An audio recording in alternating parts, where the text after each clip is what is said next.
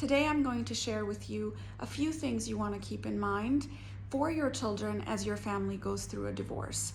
Now, the first thing I will say is that divorce is a very stressful time, actually at the top of the list for individuals as well as children. So it is a very big stressor in a person's life. That means you are going to have to really make sure that you keep your self-care as a priority.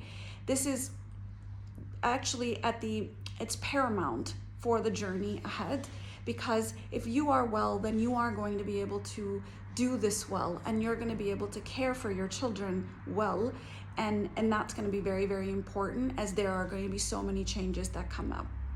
The next thing I will say is that wherever possible, make sure that mom and dad are sitting together to communicate the news to the children. We don't want to have one story and another story. It needs to be a thought out strategy as to what is going to be shared with children and how much of it is going to be shared, and that both of us are aligned to talk about these things with our kids and what we will not say and what we will say.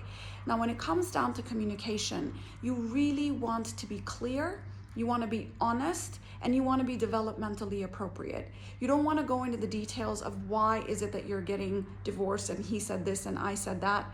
We don't want to do that. We do want to be very clear about what will stay the same and what will change, because at that time it feels like the world is falling apart for that child. But we want to tell them that it is not that. This will stay the same and this will change. Maybe you're moving cities, or maybe you're moving homes, or maybe you're moving schools. Try to limit the changes as much as possible and have only the divorce be the thing that they're contending with at that time. So wherever you can postpone a move, wherever you can postpone a change of homes, or wherever you can postpone a change of schools, I would really recommend that you do that, so they're just dealing with one change at a time. However, I also recognize that that is not always a possibility, so be sure to be communicating clearly as to what will remain the same. The next thing would be, wherever possible, provide them stability and consistency.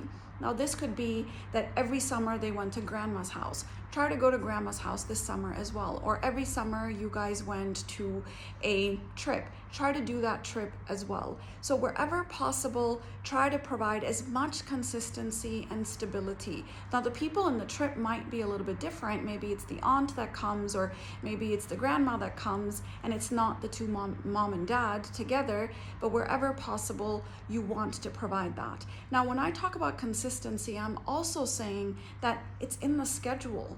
Make sure their bedtimes, and make sure their meal times, and make sure that their play times are all on a steady rhythm, because this is what provides safety and containment.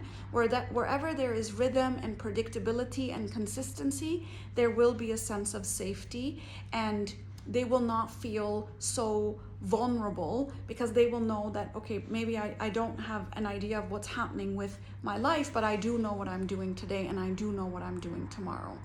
And then the last thing that I will say is that it is super, super important that you tell them that this is not their fault. A lot of times children are very egocentric. They think that the world is because of them, and everything in their world is because of them. So when something wrong happens or something bad happens, they tend to take the blame themselves. It'll be very important to really clearly communicate to them that this was not their fault, and wherever possible, separate out the marriage contract from the family contract. The marriage contract may be coming to an end, but the family contract remains the same.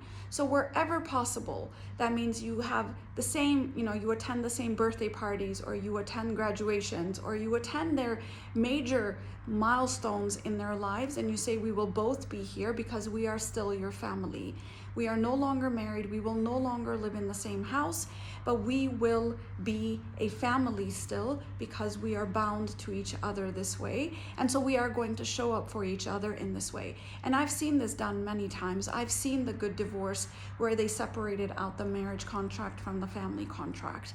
And it is possible, and it is doable, and it is possible to end with love, to say that this is no longer going to be our contract, but we remain committed to each other. We show up for each other as a family.